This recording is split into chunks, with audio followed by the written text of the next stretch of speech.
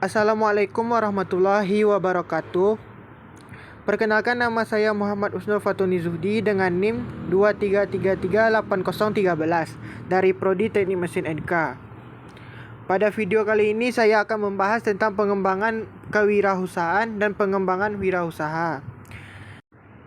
Pada video ini saya akan menjelaskan yang pertama adalah pengertian usaha.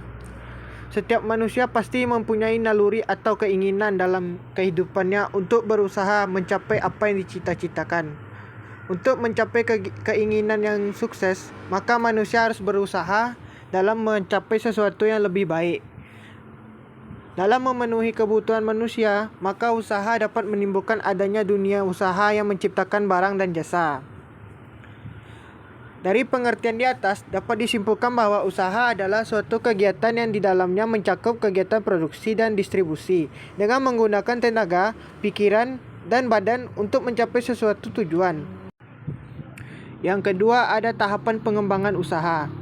Dalam melakukan kegiatan pengembangan usaha, seorang wirausaha pada umumnya melakukan pengembangan kegiatan usaha tersebut melalui tahap-tahap pengembangan sebagai berikut. Yang pertama adalah ide usaha. Awal usaha seorang wirausaha berasal dari suatu ide. Suatu ide tersebut dapat berasal dari berbagai sumber. Ide usaha dapat muncul setelah melihat keberhasilan bisnis orang lain dengan pengamatan. Yang B, penyaringan ide atau konsep usaha. Pada tahap ini, wirausahawan akan menuangkan ide usaha ke dalam konsep usaha yang merupakan tahap lanjut dari ide usaha ke ide usaha yang lain atau yang lebih spesifik. Penyaringan ide-ide usaha ini akan dilakukan melalui suatu aktivitas penilaian kelayakan ide usaha secara formal maupun informal. Yang C, pengembangan rencana usaha atau business plan.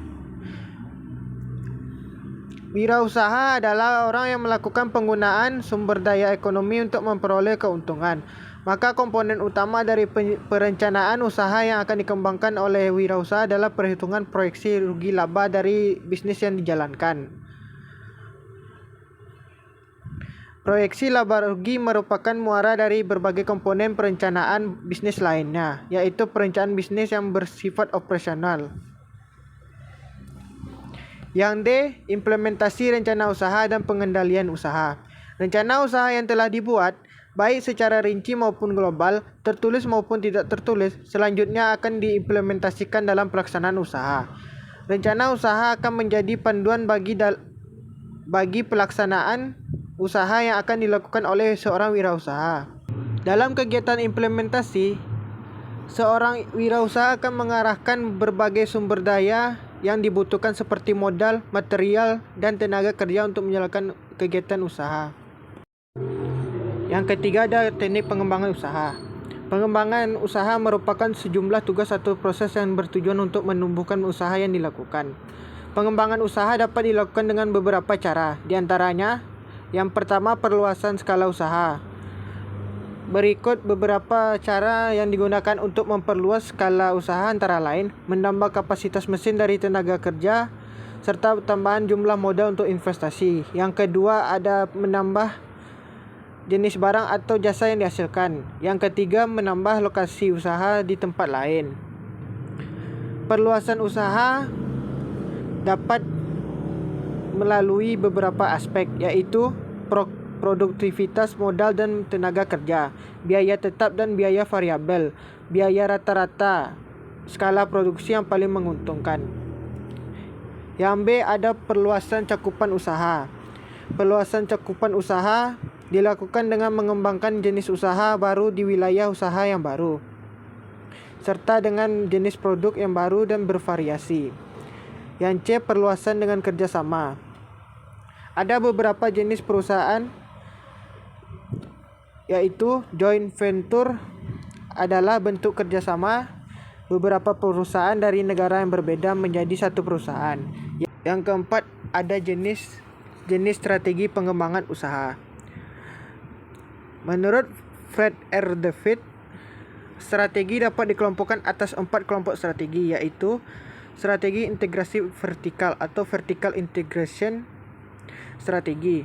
Strategi ini mengkehendaki agar perusahaan melakukan pengawasan yang lebih terhadap distributor, pemasok atau para pesaingnya. Misalnya melalui merger, akuisisi atau membuat perusahaan sendiri. Yang kedua ada strategi intensif atau intensive strategi. Strategi ini memerlukan usaha-usaha yang intensif untuk meningkatkan posisi persaingan perusahaan melalui produk yang ada. Yang ketiga ada diversifikasi. Yang ketiga ada strategi diversifikasi atau diversification strategi. Strategi ini untuk menambah produk-produk baru. Yang keempat ada strategi bertahan atau defensive strategi. Strategi ini bermaksud agar perusahaan melakukan tindakan-tindakan penyelamatan agar terlepas dari kerugian yang lebih besar. Baiklah, berikut penjelasan dari saya yang telah mempresentasikan hasil presentasi saya. Mohon maaf jika ada kesalahan dalam video ini. Sekian, terima kasih.